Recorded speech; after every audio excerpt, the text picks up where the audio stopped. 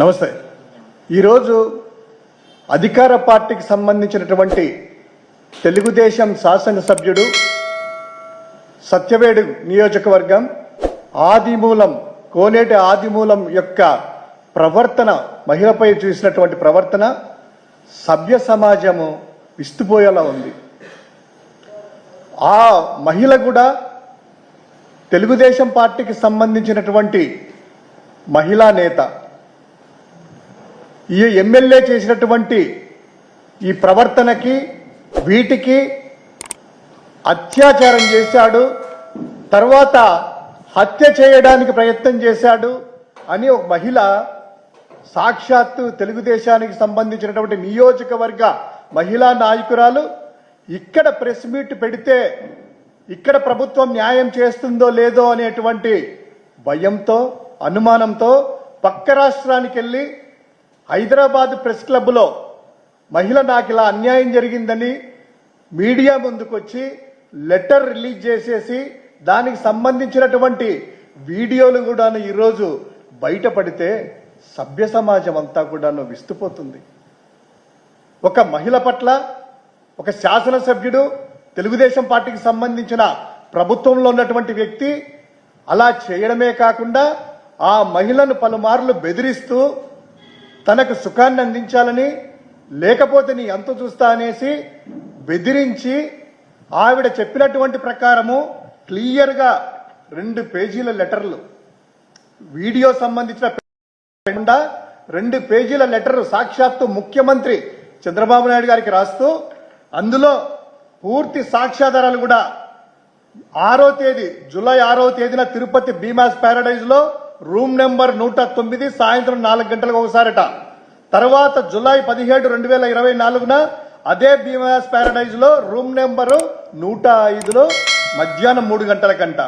అది కాక ఇదంతా చేసేసి బెదిరిస్తా ఉంటే వాళ్ళ భార్య భర్త చనిపోవాలా, ఏం చేయాలనేటువంటి దిక్కుదోచిన స్థితిలో ఈరోజు హైదరాబాద్కి వెళ్ళి ప్రెస్ మీట్ పెట్టారంటే మనం అర్థం చేసుకోవాల్సింది ఒకటే, ఈ రాష్ట్రంలో శాంతి భద్రత ఎలా ఉన్నాయి, ఈ రాష్ట్రంలో మహిళలకు రక్షణ ఎలా ఉంది, ఈ రాష్ట్రంలో తప్పు చేస్తే అధికార పార్టీ వాళ్ళైతే తెలుగుదేశం పార్టీకి సంబంధించిన శాసనసభ్యులైనా మంత్రులైనా ఎవరికి కూడాను శిక్షలు పడవు, వారి మీద కేసులు నమోదు కావు, వారి మీద చర్యలు ఉండవు అనేటువంటి ఉద్దేశంతో ఆ మహిళ హైదరాబాద్లో వెళ్ళి పక్క రాష్ట్రంలో పెట్టిందంటే అర్థం చేసుకోవచ్చు.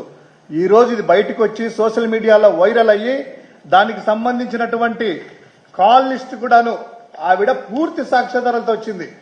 100 కాల్స్, నిమిషాలకు అర్ధరాత్రులు కాల్ లిస్ట్ కూడా రిలీజ్ చేసిన తర్వాత ఈరోజు తెలుగుదేశం పార్టీ రాష్ట్ర శాఖ అధ్యక్షుడు శ్రీనివాసరావు గారి పేరుతో ఆ ఎమ్మెల్యేని పార్టీ నుంచి సస్పెండ్ చేస్తున్నామని చెప్పి చేతులు దులిపేసుకుంటారా? అది కూడా ఏం పెట్టారు, మహిళల పట్ల అసభ్యంగా ప్రవర్తించినందుకంట. ఇది అసభ్యంగా ప్రవర్తించినందుక, అత్యాచారం చేసినందుకు ఏమీ పనిష్మెంట్ లేదా? హత్యాయత్నం చేస్తామని బెదిరించినందుకు కేసు తీసుకోరా? కనీసం విచారణ వేయరా? ఆయన మీద కేసు పెట్టరా? ఏం జరుగుతుంది?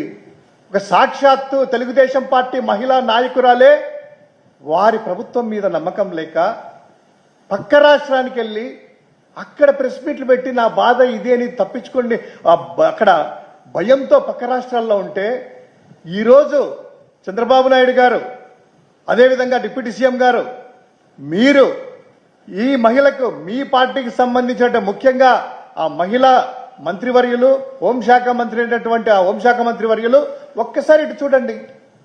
ఎటు పక్క పార్టీ వాళ్ళ మీద విద్వేషం చెలరేగి చేస్తూ ద్వేషముతో దాడులు గొడవలు చేస్తున్నారు కదా. మీ పార్టీకి సంబంధించినటువంటి మహిళా నేతకి మీ పార్టీ ఎమ్మెల్యే అత్యాచారం చేసి హత్యాయత్నానికి ప్రయత్నం చేస్తే కేసులు పెట్టరా? విచారణ చేయరా? జస్ట్ పార్టీ నుంచి సస్పెండ్ చేస్తామని అలా వేస్తే చేతులు దులిపేసుకుంటే ఆహా ఏమి డ్రామాలు ఏంటి? ఖచ్చితంగా మహిళలకి రాష్ట్రంలో మహిళల మీద ఇటువంటి అఘాయిత్యాలు జరుగుతున్నటువంటిది కానీ, పసిపిల్లల మీద 3 సంవత్సరాల మీద అత్యాచారాలు జరుగుతున్నటువంటి సంఘటనలు కానీ రోజుకొక సంఘటన చూస్తా ఉన్నాము ఈ రాష్ట్రంలో. అదేవిధంగా కళాశాలల్లో ఆ యొక్క మహిళా విద్యార్థినీలందరూ కూడాను వారి యొక్క వీడియోస్ కూడా అసభ్యకరంగా బయటకు వస్తున్నాయి తెలియకుండా అనేటువంటిదంటే ఏం జరుగుతుంది రాష్ట్రంలో? మీరు ఒకటి ఈ రాష్ట్రంలో శాంతి భద్రతలు కాపాడాల్సినటువంటి బాధ్యత మీ మీద ఉంది. ప్రతి ఒక్కరికి రక్షణ కల్పించాల్సినటువంటి బాధ్యత మీకుంది. దీని మీద ఇమ్మీడియట్ గా మీ ఎమ్మెల్యే మీద అత్యాయత్నం కేసు, అత్యాచార కేసులు నమోదు చేస్తున్నారా లేదా? జస్ట్ దుడిపేసుకుంటే సరిపోదు.